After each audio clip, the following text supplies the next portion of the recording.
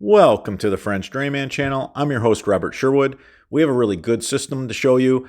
This is to drain a lake. Let me explain.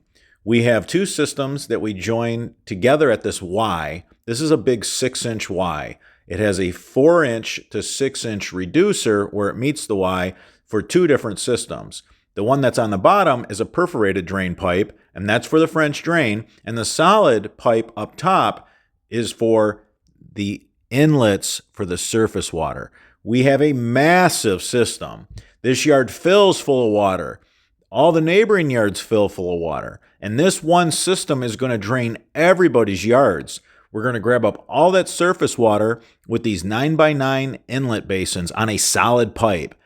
Underneath the system that's up top is a French drain system where we have the perforated pipe at the bottom.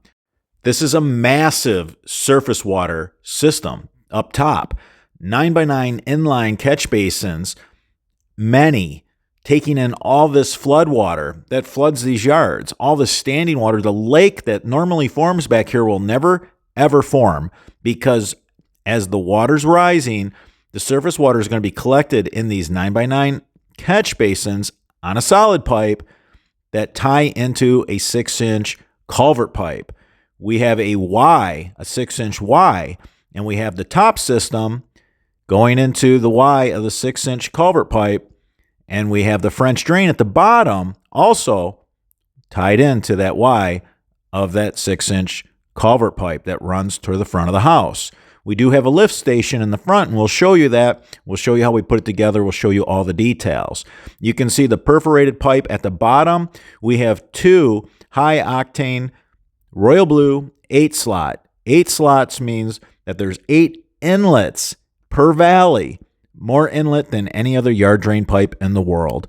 When this is not taking in water, it's moving air. Air dries the subsurface soil. It'll also air prune any tree roots that try to grow in the system. When it's moving water during the rainy season, roots will try to penetrate the system. During the drought season, when you have two pipes on the bottom and all that air circulating through those giant inlets in those perforated pipes, it'll just air prune any tree roots off. You can see that we packed the whole system in stone. We have the perforated pipe at the bottom because that's where the water's going to end up, and we have the collection system for the surface water up top. The guys then burrito wrap it in a good drainage fabric so we don't have soil migrating into the voids of the stone. We want to keep the voids of the stone open and free of any soil so that the water and air can move. We want to have really good circulation. So how do you get the water and air to your French drain system, your perforated pipe? Through the voids in the stone. How do you protect the voids in the stone? With your French drain fabric. Now this system was not an irrigation system.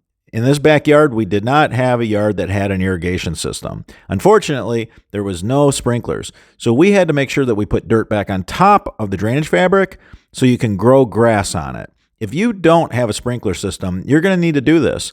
A French drain will dry out your turf grass so quick. And if you don't have a sprinkler system, you're not going to want to deal with having to put a sprinkler on top of your French drain during the drought season. So we go ahead and we add a few inches of soil on top of the fabric and then put the sod back that we cut off. And we always set our sod cutter as deep as it will go so we can get as much dirt on the back of that sod mat as we possibly can get. This system is extremely overkill. In 99.9% of the times, no homeowner is going to need something like this. But this is such a ridiculous surface water inlet system that we built. We used the high-octane armor pipe, the solid blue on top, and we're going to take all that water to the front where we're going to lift it with one of our outdoor lift stations. We're going to use 6-inch culvert pipe to get all this water out of this yard. Again, when there's a really hard thunderstorm, all the neighbors and this homeowner got to throw pumps in the backyard, and they pump water out for days. We're going to build a system that's going to take in all that water, and it's going to evacuate all that water quickly so they don't end up with any standing water. They won't look out their window and see a lake anymore. You can see how the men closed off the French drain system. They wanted to make sure none of this dirt gets in the voids of the stone. They took the drainage fabric and they encased that collection system before they went to the solid 6-inch culvert pipe. We're not collecting water with the discharge line. A lot of times we'll build a French drain discharge line where we're collecting the water as we're taking the water out. But this is a solid piece of culvert pipe, and we got to build an enclosed lift station, meaning that there's no grates on the end and there's no holes drilled in the chamber. We're going to use one of our indoor sump pump systems for the outdoor. And we want to seal every connection so that it's watertight. We don't want this system sucking in any dirt. We want to seal it really, really tight. So we're using this coupler. It's really sticky. You peel this backing off and it adheres to the pipe. And then it has these screw clamps, and we'll show you how it works. This is going to seal up this reducer. We put a reducer to our full frame indoor sump pump system that goes from our full frame to a 6-inch culvert pipe. So to attach this reducer so that this is tight, watertight, we don't have any issues.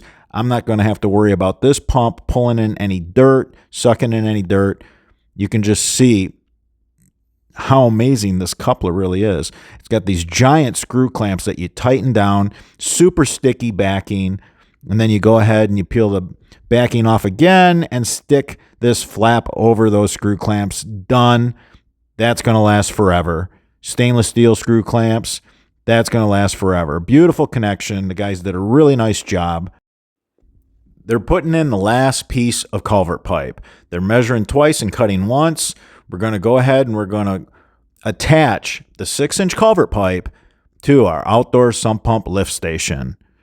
You can see that this culvert pipe takes a couple guys to handle. I'm going to show you guys how they make the connection to that 6-inch reducer, how our outdoor sump pump lift station reduced down to 6-inch. We went ahead and put that reducer on.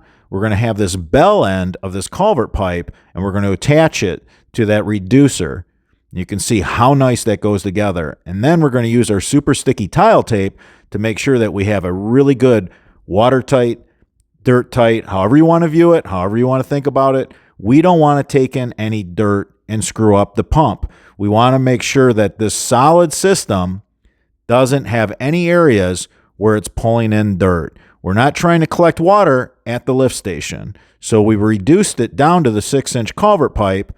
Here's that reducer that we attached to this indoor sump pump lift station for the outdoor. And here's one of those couplers where you unroll this, you take the backing off, it sticks, super sticky, sticks really well. You want to put this together in a controlled environment. We have the solid end covers for the end of the sump pump lift station so that we're not sucking in any dirt. If you found any of this information helpful, give us a thumbs up. It supports the channel. And if you have any questions about outdoor sump pump lift stations, leave them in the comments section. I'm your host, Robert Sherwood, and until the next video.